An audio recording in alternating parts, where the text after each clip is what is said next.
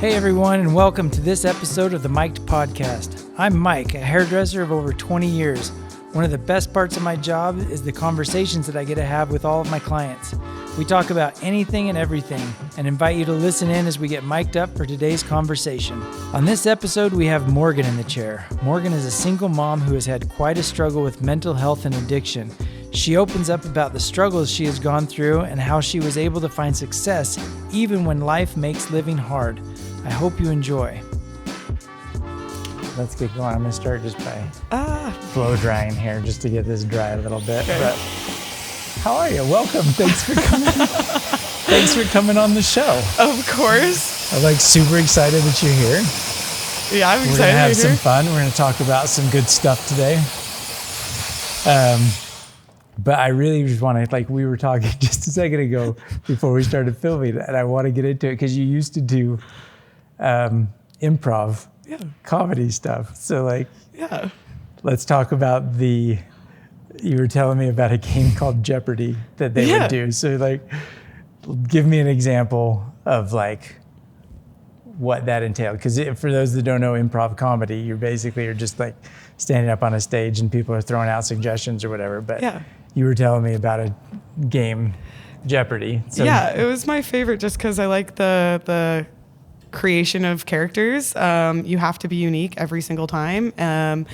But the more unique the character, the easier it is to answer questions given by the crowd. And so, it was always so fun. My go-tos tend to be children, because I think children are ridiculous. Your characters. Yeah, my characters. So who is your best character? Give us a sample.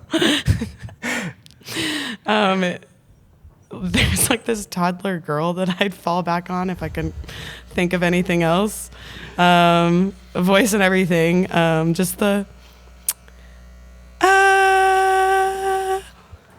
don't know. I'll just color on the walls. I don't know. Just very light, airheady. Pretend I don't know what's going on. Come up with ridiculous answers. It's been a very long time since I've done improv. Because how long ago did you stop doing it? I stopped right before moving to Utah, which was in 2016. So, okay. So how old were you at that point? I moved to Utah when I was 17 years old. Okay. And where did you move from? We were living in Houston.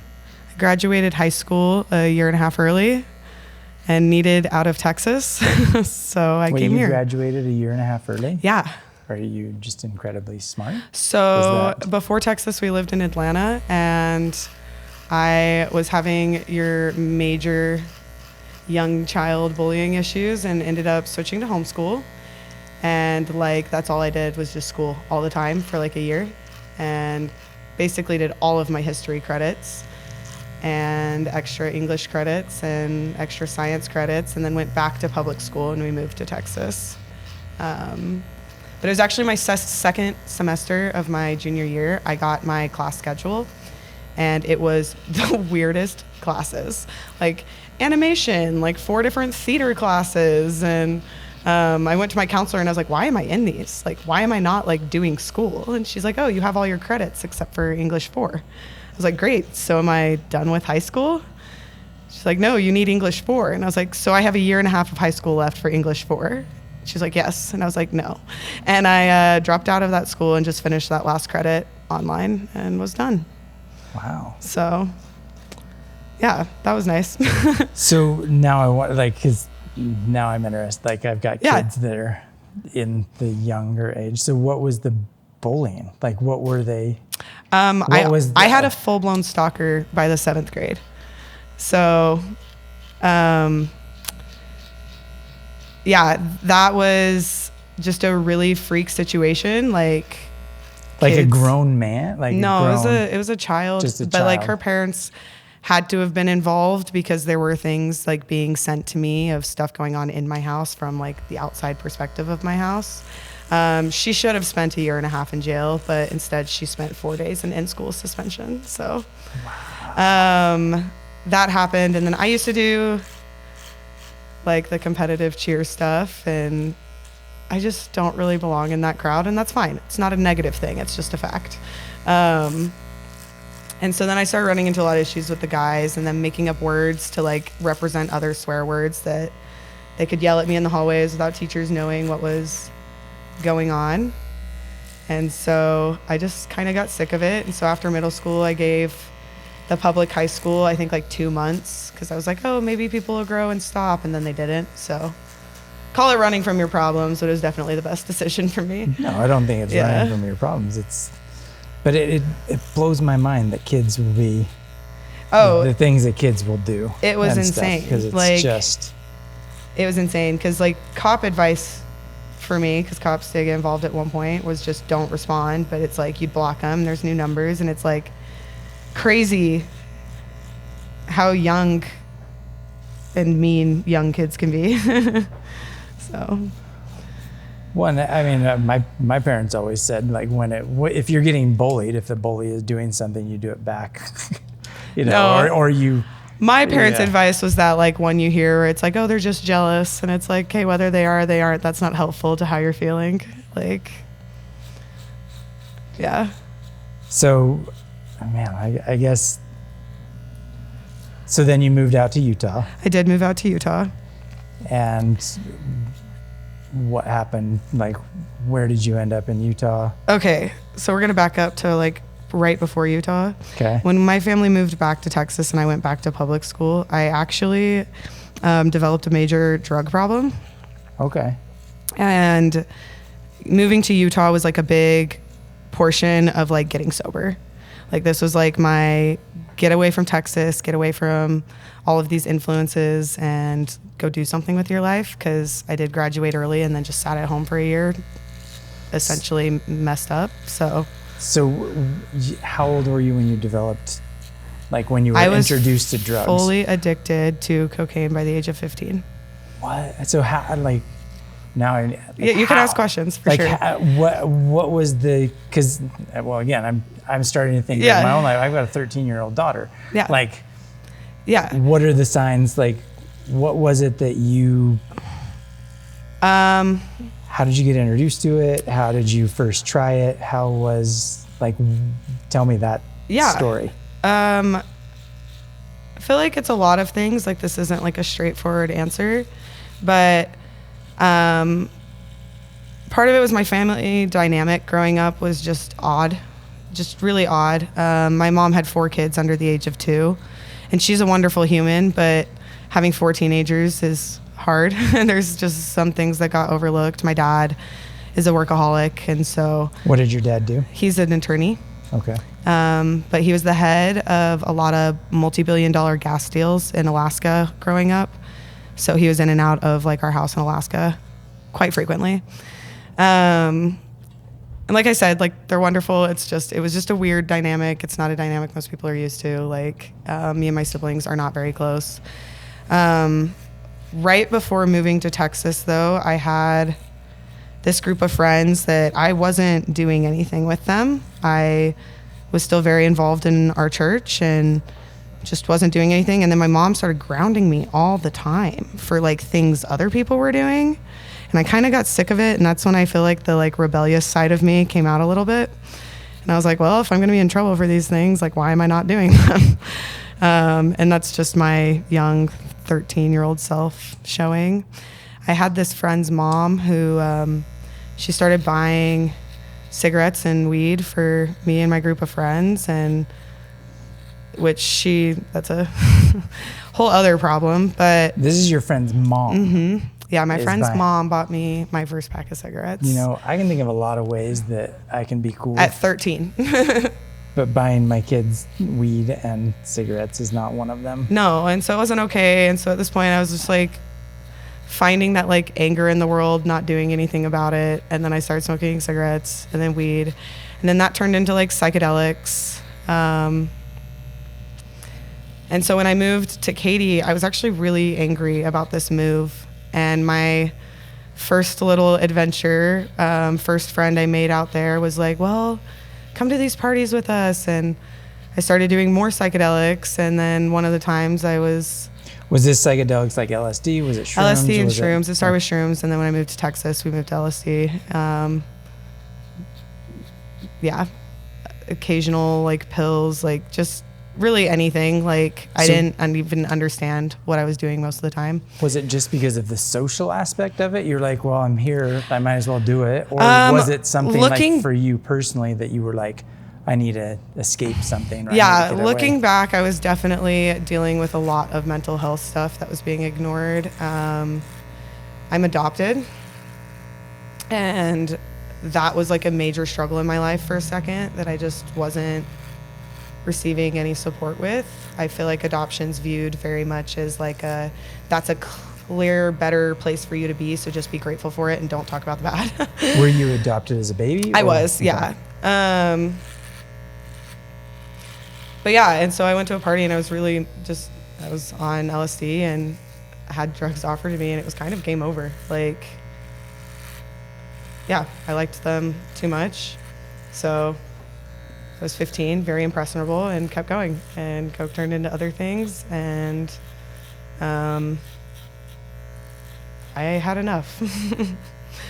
You had enough? Like, just of the friends that I was around all the time, and the constantly, like drug addiction's weird. Like, there's a lot of your values that just don't become your values, and I didn't like the lying to be able to keep using, or the... What do you mean lying to keep using? Lying about where I was or what I was doing or who I was with, or destroying all of my family relationships to, I don't know, give me an excuse to not be in the house. And yeah. So how does a 15-year-old go about getting, is it just, did you find a dealer right away? Was it this your friend that kept giving you the stuff? Friend that I went to the party with, whoever she got it from, that was how it worked for a while. And no, I got involved with some really scary people. I honestly can't even remember how I met this particular group of people, but every time we'd pick up from him, started as just drug deal situation. We'd pick up from a different job he was working, and he hit a point where he was asking us to buy kilos, crazy scary amounts of drugs. It's crazy scary people. Yeah. Did your parents, did they ever know that? How did you keep that hidden from them? How? My parents really did kind of step out of my life for a second. Like I said, my mom, it's not anything against her. She really was doing the best, but she had 4 very needy teenagers. Were they all adopted, or you were the only one? Just me, yeah. Yeah, so they adopted me, and then 17 months later had the triplets. And so, yeah, they just weren't involved. I had a calling with the church at the time, actually. What church were you in? LDS, Mormon church. And so I was teaching Sunday school and doing all the things on top of this. I was still very involved in theater and comedy sports, and I was working, and I graduated high school with a 4.0. So that's, yeah. I mean, that's impressive to think that, especially for people that are into drugs, actually keeping up their grades as well. Yeah. Because I feel at some point it just... Well, it created some major problems for me later, because I moved out here and failed out of college sober. And so I'm that was, I think, the hardest breaking point in my sobriety. But wait, failed out of... I was failing every single class in college. I got sober, came out here, started at UVU, and just was bombing everything. I was going to the tutoring. And why do you think that was? I think now I didn't ever want to be there in the first place, and I think that was my biggest problem. But the school part. And then I was very freshly sober. I had just met my son's dad, and so that was a distraction. And yeah, I don't know, that was really hard for me though, because then I started associating drugs with success, and that's just so effed up and wrong and backwards. So yeah. Well, and if your mind is sitting here saying the only way that I can do this is if I'm on drugs, now it's it's even more appealing, more exactly. I need that. exactly. But I have been sober since October of 2016. Feel the need to throw that out there. Dude, that's awesome. So I guess what was it that got you to quit? I think part of it was my son's dad. He was very sober and very supportive of all the mental breakdowns that I had in regard to that. His family let me move in with them when I was a minor as well and started really struggling. I had a hospitalization that his mom picked me up from, and that's when I moved in with them. From an overdose? Yeah. And yeah, I think that saved my life the first time. And then I tried to just like I was seeing a therapist one-on-one. I started equine therapy around that time, so like therapy with horses. Wait, so what is therapy? You just go ride horses, or no? Like it started catered towards my anxiety and just him having me try things with the horses. As far as like, okay, so one time he gave me a bucket of food, but it was like their treat food, and he set it in the middle, and he's like, "Picture that being the life that you want to live." And then we sat there breaking down all the distractions in my life and kind of assigned them to the horses. And I sat there for like an hour just protecting this treat bucket, and it's exhausting and it's all the things. And I'd like talk out loud while I'm doing it, and he'd make comments. He's like, "Wow, you're really angry at that one thing, huh?" And I'm like, I guess I am. Like, it just helps you identify thoughts and stuff just by existing and having a therapist oversee what you're doing. And then I don't know if you're familiar with EMDR. It's like, it's trauma-based therapy, but the whole concept of it is you usually have like the lights or these like vibrating paddles in your hands that keep both sides of your brain activated at once so that you can process through trauma without going into panic. Okay. So you have so like you hold paddles and they'll like vibrate back and forth in your hand, so it keeps both sides of your brain going. And what is the purpose of EMDR? Like, it just is it more so you can? It's like exposure almost, okay. Like rewiring your brain to where like when you start feeling unsafe, recognizing that you actually are. But horses do the same thing with like how they move their legs and their bodies when you're riding them. It like keeps both sides of your brain activated. So like when I'm riding with my therapist and we're just talking, it's easier to talk about those like heavy topics without going meltdown. At least for me, it's the science there somewhere. Do you still do that? Mm-hmm. Do you still go and do? Yeah, I don't really do the therapy part as often. He's more of my like dad now. And so I'll go riding with him and mostly just do the horseback riding. We train horses together sometimes. It's fun. Okay. So at what point, because in 2016, you gave it up. You said it was your son's dad that kind of helped you get through that. Yeah, and so it was actually 2018 where I realized, okay, I'm sober now, but I'm still depressed, and I went to rehab. For depression. For depression and just trying to keep myself like from relapsing, or kind of tired of just the maladaptive behaviors all around, like more than just the drugs. So do you feel like, I mean, in rehab, because if you, hold on, let me back up. Yeah. So you got through the drugs, you got off of the drugs, and you were like, okay, I'm done, I'm clean. But now you're battling with depression, anxiety is what I was originally diagnosed with, yes. Do you feel like, I mean, was it because of the drugs that led to that side, or that was a completely separate? Completely separate. So this year I got diagnosed with OCD instead of anxiety, and it has changed my life. And that is like a clear, it's been going on since I was a child. So what did they do to diagnose the OCD versus anxiety? Like how do they distinguish the difference between? So OCD is an anxiety disorder, right? But part of it's my fault why they didn't know. I didn't know how to like talk about the illogical side of my brain, and OCD is very illogical. I honestly had a client come in and get her hair cut who specializes in OCD, who I don't even remember what I said, but she asked me, she's like, have you ever been looked at for OCD? And I was like, no, my sister has OCD. I'm not OCD. And she's like, how many medications have you tried? And I told her, and she's like, they're treating the wrong thing. She's like, do you still see that therapist? I was like, no. She's like, maybe you should. So I went back to her and I was like, Nicole, did we maybe get this wrong? And she listened and was like, yeah, I think maybe we did. And so. Okay. So you had, this is a part of if my wife is here, she'd be like, this is why I don't like the medical community. They don't listen, but it was your friend that said, it was my client. Your client you're on the wrong. Yeah. And then I went to my therapist who I had not seen for a year at the time. And I was like, Nicole, I need to see you again. She was like, why? And I was like, I think we got it wrong. It's like, I think getting it right might help. And it has. So. That's crazy.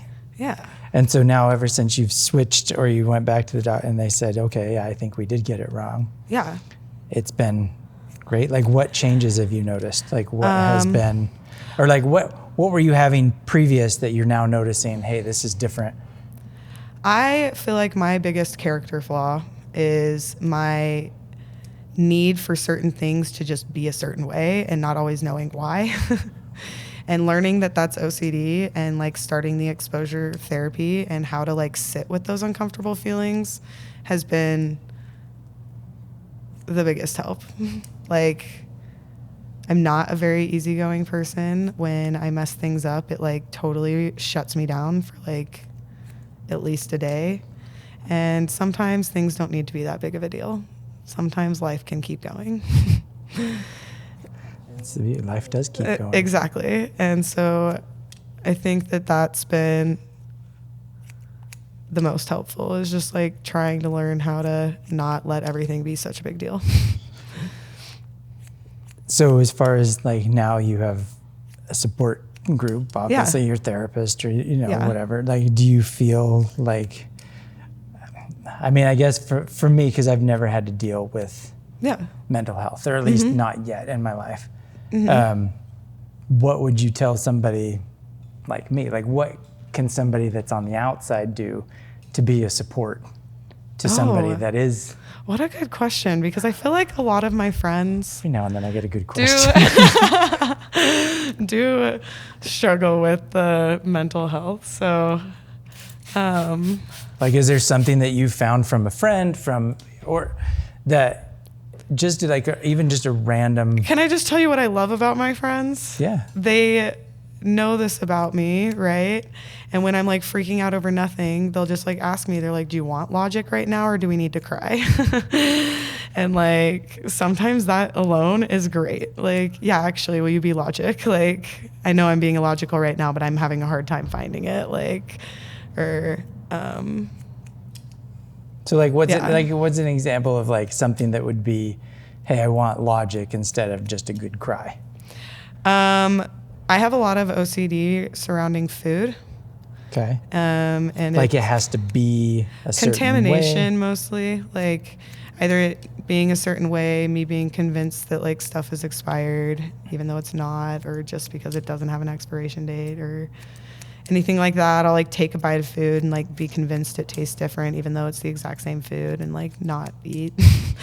And so those are usually the ones where I'm like calling in for logic, like, hey, so this says it expires in 2 days. Like, it's not like expired now, right? Like, you want to sit on the phone with me while I eat and like just prove to me I'm not going to die? So it's just like so silly. And I know it's so silly, but. No, but it's, I mean, everybody has their things, and it's just, so from a friend's perspective, if they just say, you know what, like what would be, I like the idea of like, just, do you want logic or do you want to cry? Like, yeah. Well, it's just almost that thing that I feel like everybody could benefit from, of like, do you need advice or do you want to listen? You know, like sometimes people just need to listen and don't want to hear your advice. I think that comes from a place of not ready to do something about it and just accepting that that's okay too. Okay. Want to do something about it, but being ready to actually do it, it's okay. So then now, like here we are, is there any other part of that aspect. You went to rehab for depression. I left AMA actually after 20 days, and it was the best decision ever. AMA is against medical advice, just so we're clear. So they said don't leave, and you're like, nope, I'm out. And within 24 hours, I had started with New Roads, which is where I've been since. Same therapist and everything. And New Roads is an intensive. So they have an inpatient, they have transitional living, they have all the programs. I've only ever done their generalized outpatient or intensive outpatient. And the differences are just basically how many group hours you need to go to and how often you have to see your psychiatrist. So So you go every week now? Yeah, I'm currently in intensive outpatient, mostly for insurance reasons. And so I have 3 different groups that I go to a week. So this kind of stuff isn't covered by insurance, is that? It is currently, because I'm going to so many, they're billing it through a psychiatrist instead of a therapist, and insurance tends to like that more. But it's great. The groups are great. All the therapists are great. And it's a good little support. They do sober softball on Fridays that I think is just thebomb.com. So you play softball on the weekends? I don't play, but I love going and watching them play. Why don't you play? You could do it. I could. I don't know that I'd enjoy it all that much. Okay. I've done like the fitness to recover, like yoga classes and things like that. That's more my speed. Yoga, chill, sit in one spot. So, oh man, so you started young. So, okay, so let's go down this. If you could go back in time and find your younger self, would you tell them, like, what would you tell your younger little Morgan self? This might be a little bit off topic, but I would tell Morgan to spend more time figuring out who she is instead of who everybody else wants her to be. Okay. I spent a lot of time pleasing my mother specifically and my dad. Do you feel like a lot of that, though, had to do with your religious upbringing? 100%.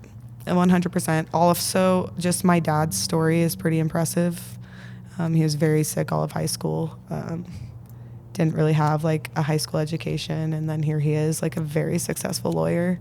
So he kind of has this core belief that you can't be successful without traditional college, and I have quite the opposite. They struggled with me doing hair for a really long time. So why did they struggle? Because doing hair, I dropped out of college, and that was just like the end of the world, I think. And I think hair is amazing too. I love it. I never would have saw myself doing it, but now I will never see myself leaving. So now when you got into doing hair, were you still at that point into the drugs, or were you at that point past it? I got into hair in Utah, and so we're sober at this point. But I did start hair school before rehab, actually, and then took a leave of absence. Okay. Switched which hair school I was going to. And was the switch based on just you didn't like it? What was my first ever client was a all over like teeny tiny baby light 2 weeks into hair school, and it just stressed me out so bad I was ready to quit. I didn't really have any help with it at all. And then they started like taking away hours if you were like keeping your kit in the car and like leaving to go get your kit, but without clocking out for the 2 minutes. They were like going back and looking at cameras, and it just kind of became weird to me. So where I was like, okay, I'm leaving and taking a leave of absence anyways. Let's just try moving to a closer school. And did you find that helped? Like, did you I graduated hair school, so I do feel like I actually started learning something rather than just being like, hey, here you go, figure it out. Here's a client. I did struggle with hair for a second there, just wondering if I fit into the industry or whatever, but why? Like, what was it about the industry of hair that you felt like you didn't? I had a certain mentor tell me that they weren't sure I would be successful, but it was someone that I respected a lot. And so that kind of, I think, just sat with me too heavy. Like I let it sit with me too heavy for too long. But I did it, Mike. I worked for the best boss ever. You're doing awesome too. So yeah, it's like, yeah. No, I love it. I actually talk quite frequently about how, like, if you look at my old goals in therapy, it was make it to school 1 day a week. I'm literally not joking when I say that it's written down in one of my goal lists of therapy from years ago. And now I'm like working my dream job. So that's cool. But I mean, so are your parents still, like, do you feel like they're still I don't want to say upset or disappointed that you didn't go the traditional route? My mom is really starting to see it. I'm going to be real, Mike. They're really grateful for you. I think they saw a big change in how I viewed it, hair and stuff, when I started working for you. Okay. My dad and I still have a complicated relationship, so he's definitely come a long way. He's not quite as like disappointed. I don't think that's the word I'd use anymore. I mean, I get it. Like the traditional, the old, yeah. The older generation has a hard time understanding that sometimes the way they've done it is not the best way for everybody else to do it. Yeah. And that's not to say it's a bad way either. No, not at all. But I feel like I think we all do it in a sense. It's like, if somebody were baking a plate of cookies and something didn't turn out, everybody has an opinion as to why. Yeah. Oh, well, did you use baking soda? Oh, did you use enough flour? Did you do this? Like, yeah. Oh, well, when I do it, it's this whole aspect of like, well, when I did it, it worked out. So you should do it the same way I do it. Yeah. We all just, I think that's a natural psyche thing that we all deal with. Because it's worked for us, it should work for everybody else. And that's not always the case, because the way you do something maybe works for you, but it doesn't necessarily work for me. No, exactly. It'd be like you trying to hand me your giant scissors that you're using right now and tell me to do just as good of a haircut. And I'd say absolutely not, because I like my teeny tiny ones. Well, these don't, whatever. I just mean I couldn't do it. It doesn't work for me. But they work for you. So your mom is coming around. She's excited. Like I just feel like hair is one of those career paths that it's hard at first as you build up a clientele. Absolutely. And you have to find the people that resonate with how you do hair. Exactly. And it sucks too, because like there's always a point in your career where you're going to mess up. You're going to have somebody that doesn't like, their expectations are not met with what you are doing, and they get mad or whatever. And it's really like, I should quit now. Yeah. That's why it's important to have mentors. So to have one of your mentors say something that's so down-putting, like that would be exceptionally hard. So it's impressive that you've actually gone through that. I took 3 years to graduate when it should have taken a year, but at the end of the day, like, I'm very open about that. Like, I'm like, yeah, no, it took me 3 years, but guess what? I did it. Like, did it take 3 years though because of the comment from the mentor? I think it took 3 years for a lot of reasons. Part of it was the leave of absence. Part of it was just the way my life looked at the time. I was married and honestly very lonely. I was in a really weird spot with my family. So I was trying to like find support within myself and maybe just not doing it in the healthiest or best ways. So, well, and that's a really scary feeling too. Yeah. I think it was it Robin Williams had a quote or something saying like it's one thing to be lonely, but it's another thing to be surrounded by people. Yeah. And feel lonely. Yeah. Like. Yeah. I don't know. I talk about that quite frequently, actually. So. That feeling of like you're always with people, but it's just that you're just with them. Yeah. Yeah. Well, but I feel like, getting back into mental health again, Yeah. I hear about a lot of it, but I've never actually dealt with anyone in my family or whatever, but I do see a lot of the social media aspect of things and how I feel like that's starting to cause a lot more. I don't know if that's the main reason for it, but I think social media in a part is you're involved in all these people's lives, looking at them through a window, but you're not actually in their lives. No. And the same with us. Like, we put our lives out there, but nobody's really actually invested in us. Yeah. And nobody's really just there. They just want to keep peeking through the window and see all the good parts that we put out there, not the Exactly. the real shit that we have to deal with sometimes. Yeah. Yeah. Mental health is strange. So then you do, like, obviously they say that learning something, the best way to learn it is to teach it. Yeah. Do you ever see yourself going, like, doing more with the mental health side of it, like volunteering at a place, or helping somebody else in the ways that maybe you felt, hey, this has been really helpful for me? I like helping in different ways. Like, I like encouraging my friends to just like live their life now. I feel like a lot of times people get stuck in this mindset of, oh, I'll be happy when. And it's like, no, you get to choose that. Like, okay. And I'm not always great at that. That's not to say I do that all the time, but I like watching me and all of my friends grow and be successful together, because there was a point in time where we were all on drugs and not supporting each other like we thought we were, but just not healthy. And I don't really care to work in the mental health field. I think I'd start personalizing it too much. I don't know that I could handle when people don't choose recovery. That's always really hard to watch. Is because I've chosen it. I've seen how much better recovery is, right? And there's some people that really just don't believe that it is. And I couldn't handle that part of the field. It would make me way too sad all the time. Is there a large majority of people that choose to just, that they don't want to choose recovery? Like, statistically, would you?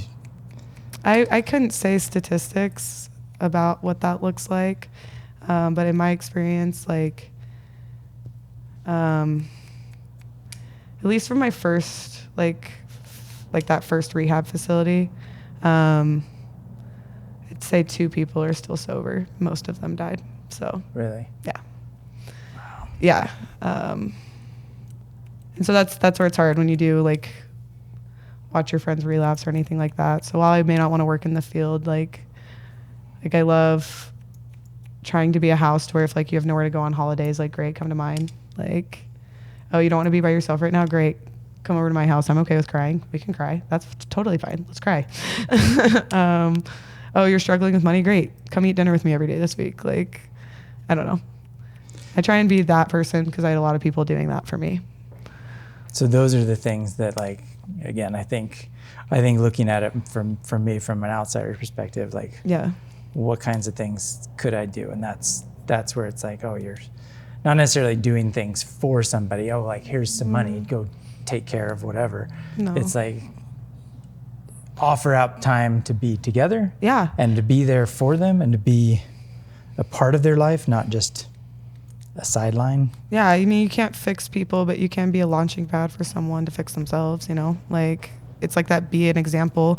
I always just want to be surrounded by people that are living lives that I want to live, right? Yeah. And so if you're encouraging that life in them, then they're going to do it with you too. I hope that makes sense. So then this is going to be, I don't want this to be like, but I'm curious now. Please ask. So what, because you talked about earlier, you said that your dad and your mom were really impressed with how I've helped. Like, I don't even know what I've done. So like, yeah. what have I done to help? Like, Mike, first and foremost, I actually believe that there's like not a better boss like on the planet. Like, straight up. Well, thank you. Like, but like, I don't want this to be like a self. I'm not doing no, this. No. I don't think you are at all. No. What have I done? I am so happy to tell you because Okay. I feel like I've texted you occasionally, but I like can't even verbalize it, Mike. Like, I knew who you were when I was in hair school, and you were the salon that everybody told me that I should try and work at one day, right? Everyone's like, oh, you would just love Mike. You would just love Mike. Like, he's just going to build you up so hard, Morgan. And it's true, you do. But then when I went to the school that day that you were teaching a class and I like was like, hey, Mike, need an assistant? I got divorced that week. Oh. And so I was stressed. I didn't know what my living situation would look like. I didn't know what my like help as far as my baby goes. I didn't know what my finance situation would look like, anything. And Tanya and Vic were like, go talk to Mike. And I did. And Tanya and Vic are the owners of the school. Yes. Tanya and Vic are the owners of the school. And they told me to go talk to you, and you had me fill in for assisting, and our schedules just didn't line up. But then you sent my number to like everybody. And then I got to start assisting for like everybody. And Mallory over at American Fork Relic whispered in my ear and was like, work here. And I was like, oh my gosh, really? And I was so scared. But within my first 2 weeks, you like came up to me, Mike, and you were like, Morgan, I'm so proud of you for just doing it, right? Like just saying yes. And that's something that I had been working on so hard in the moment. And so just like hearing that you do see it, not just me, I hear you say it to everybody in the salon. It's kind of that like push forward, like you are doing it. I don't know. So I don't know. You're just calm. You're very uplifting, and you believe in all of your employees like a lot. Well, so I'm trying. I definitely think that the hair industry is a people industry. It is. I feel like we are very fortunate to be able to touch the lives of the people that sit in our chairs every single day. But, you know, as owning a salon too, like the stylists are also my clients in a sense. Like I want to make sure that they're also taken care of. So my clients I hope always they're like, Mike just seems like he's best friends with everybody. Like you don't hear that. You just, no. But my clients do. They say it to me all the time. Like, Mike's a dick. No, I'm sure people think that about me. No, but I don't know. Like I want to make sure that I'm never, you know, I want everybody to feel included. I want everybody to feel like they're a part of something. Because again, I feel like the majority of the world now, they don't have those connections anymore. They're so limited to looking through a window at people. And it's like stop looking through the window and actually say something nice. Go up and give somebody a compliment once in a while. Walk up to a stranger. Like this is literally, I would challenge everybody to do this. Just walk up to a stranger and give them a compliment. Like truly, like what's the worst that's going to happen if you tell somebody they have beautiful eyes? They're not going to slap you unless you're like creepy or something. You're like creepy. You have beautiful eyes, you know, whatever. But like go give somebody a compliment. Like it goes a long ways. And I've always tried to live my life that way. So I'm glad that it had a positive benefit. Yeah, your salon just makes people feel like they belong here. Like industry, like just coming in here, clients always say like, oh, I feel so welcome when I'm in here. And it's true. Wow. I needed that. I needed that workplace. I needed that environment. I needed the encouragement. So. Well, you're killing it. So. Oh, well, keep doing your thing. Thank you. So I guess, you know, as we're getting closer to the haircut being done, let's talk about one more thing and just kind of try to end. I mean, I don't know if we want to end on a I mean, I guess I go back to the, you know, if you could give anybody that's out there listening a bit of advice from somebody that has gone through, I mean, you've gone through a lot. Like clearly you've gone through drugs, you've gone through divorce, you've gone through, you know, depression, all the mental stuff. Like, what would be your one, here's the advice I would say for if you're dealing with somebody that's in any kind of situation that's similar to yours, what would you tell people? Okay. I'm going to say this, even though it's a little hypocritical of me and I don't 100% believe it all the time yet, but I think that I wish more people would live by the fact that happiness brings success instead of success bringing happiness. Because at the end of the day, happiness is a lot easier to label than success. And I believe that if you're happy, you're going to be working towards true goals and things like that. And so that's what I'm working on right now. How are you working on it? So I've been on my little like soul search of like who is Morgan and just Morgan.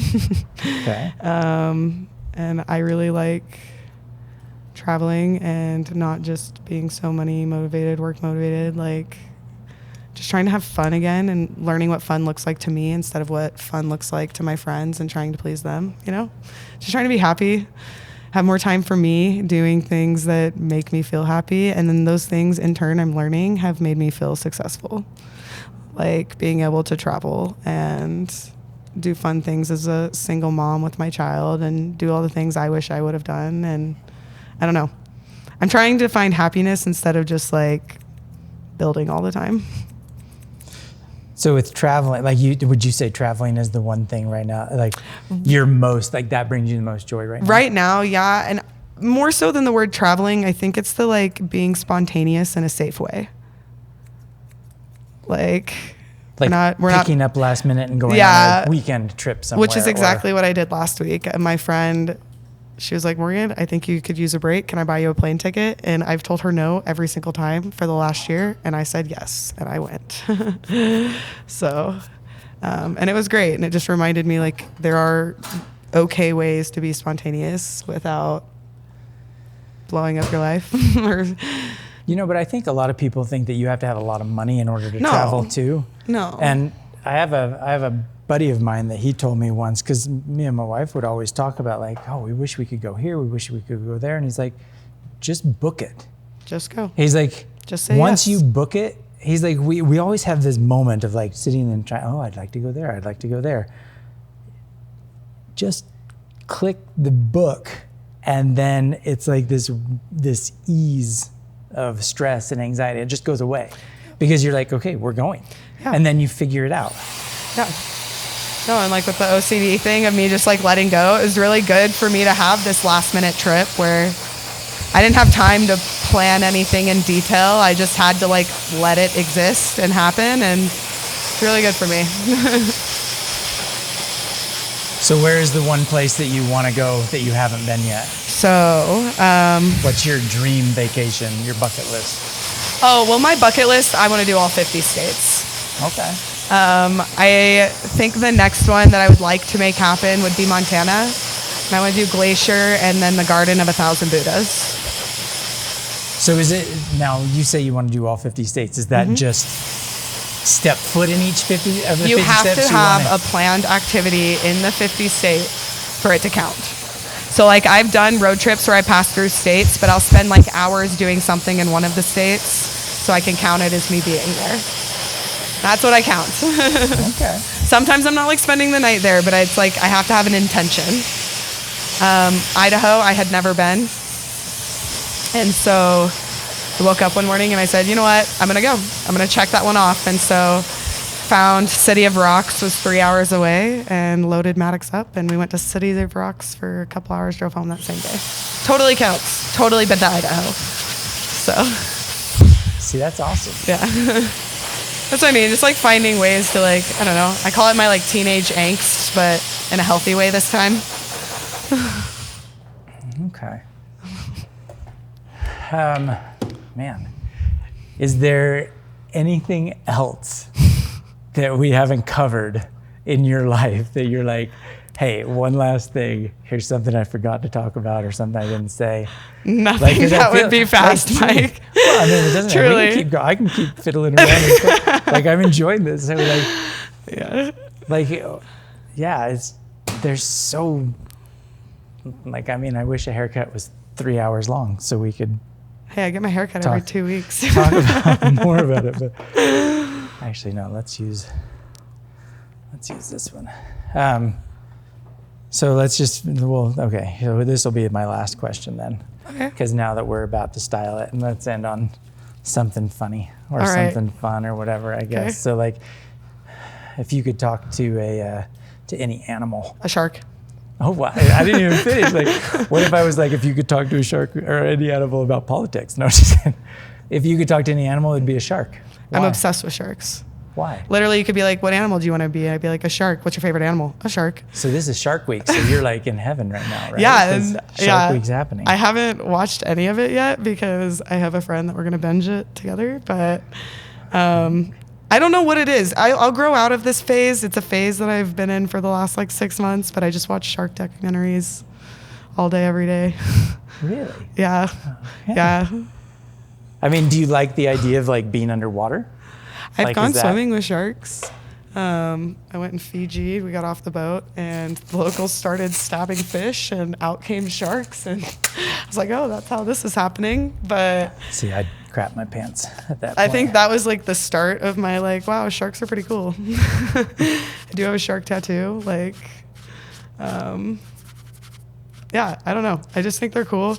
They're like, I think I like the like mystery of them. A lot of our like known shark facts are more like assumptions that scientists have made. Yeah. So. What was it? Dimitri Martin, he's a comedian. He has a bit about sharks where he's like, a lot of people are afraid of sharks. He's like, I'm only afraid of sharks if they're in water. He's like, if they were on land, I'd be like, F you, shark. It's the myths of like people think that sharks are just going to eat you. Yeah, no, there's no chill. Life. They just swim all the time. And also, my like go-to shark fact is that we don't really know that much about sharks, like birthing cycles or anything like that, more specifically great whites. But we do notice that very pregnant sharks aren't eating. They don't hunt. And scientists' assumption on that one is that they like their hunger cues like don't exist in the last trimester. So when they give birth, they don't eat their babies. Really? Like I said, just a theory. Just a theory. Not a scientist here. I just really like sharks. All right. Well, Morgan, thank you. Thank you. Thanks for spending the time with us. Yeah. Thank you for opening up. Always. Open book. book. Awesome for me. I hope it was good for you. Yeah. And then see you in the sun, I guess. So, Thanks. Okay.